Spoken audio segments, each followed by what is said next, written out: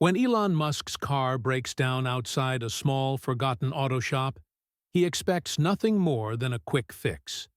But inside, working alone under dim fluorescent lights, is an aging mechanic with weary hands and quiet determination. Something about the man's precision, his solitude, lingers in Elon's mind long after he drives away. A week later, Elon returns to say thank you. But when he arrives, the shop is dark, the doors locked, and what he learns next leaves him standing in the middle of the street, shaken. The sun was setting over Los Angeles, casting a golden glow over the city streets.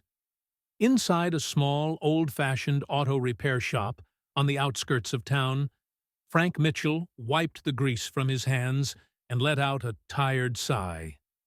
At 72, Frank had spent most of his life fixing cars. His one-man shop had survived for decades, outlasting big dealerships and modern repair chains, not because it was fancy, but because people trusted him. But trust didn't pay hospital bills. Frank winced slightly as he pressed a hand to his chest, feeling that familiar discomfort again. It had been happening more often lately.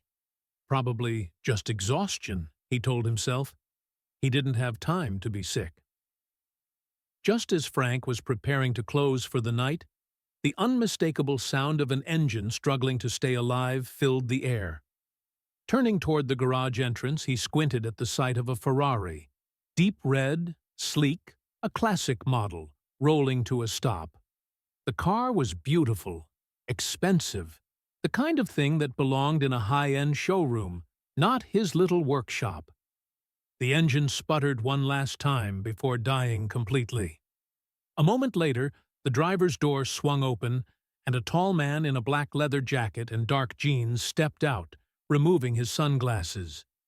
His presence was effortlessly cool, the kind of guy who belonged in a movie, not a dusty auto shop.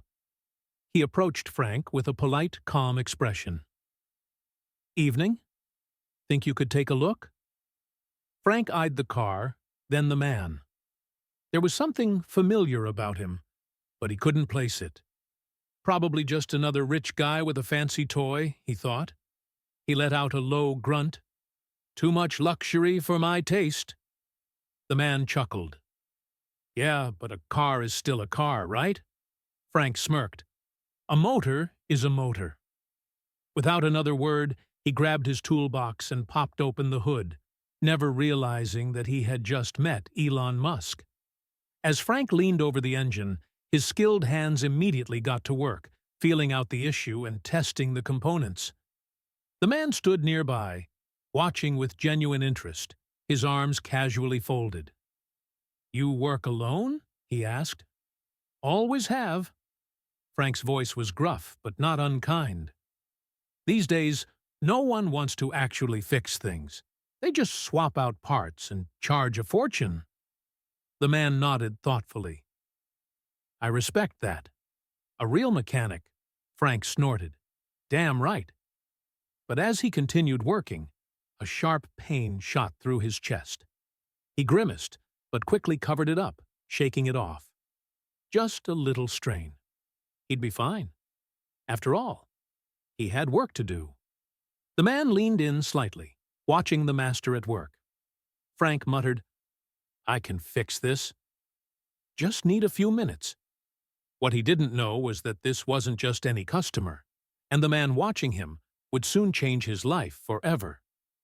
The evening air in Los Angeles was cooling, but inside Frank Mitchell's small garage, the air was thick with the scent of oil, metal, and hard work. Frank, sleeves rolled up, tool in hand, leaned over the Ferrari's open hood, his experienced eyes scanning for the problem. The tall man in a black leather jacket stood nearby, watching patiently. Frank had seen his kind before. Rich guys who loved their cars but had no clue how they worked. But there was something different about this one. Frank muttered to himself as he reached inside the engine bay. "Too much wiring, too many computers. These modern cars don't let you feel the machine anymore." The man smirked, nodding. I like people who do things the right way. Frank snorted. Yeah? Then you're in the wrong city, kid. The man chuckled but said nothing. Frank focused on the engine, twisting a wrench, adjusting a belt.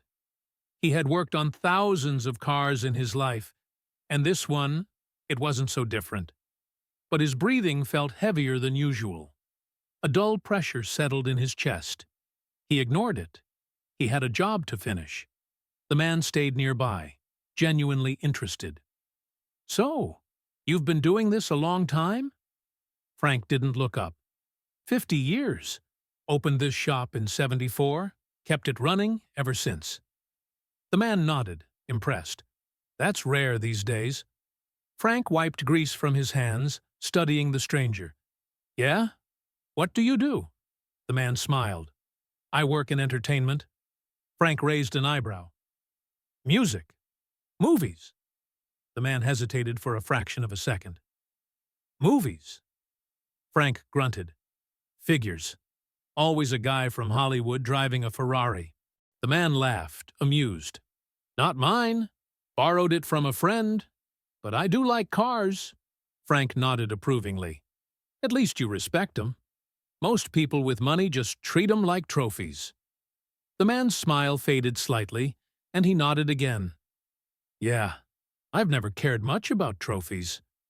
Frank turned back to the engine, gripping a wrench, and froze. A sharp, burning pain shot through his chest, spreading across his ribs. His breath hitched. His vision blurred for a split second. The pain eased, but his hands shook slightly. He clenched his jaw.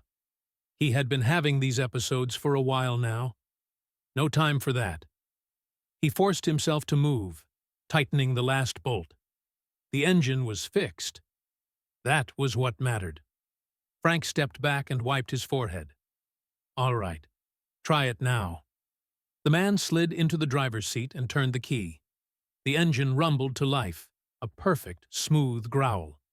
Frank crossed his arms, satisfied. There she is. The man smiled, running his hands over the wheel. Beautiful.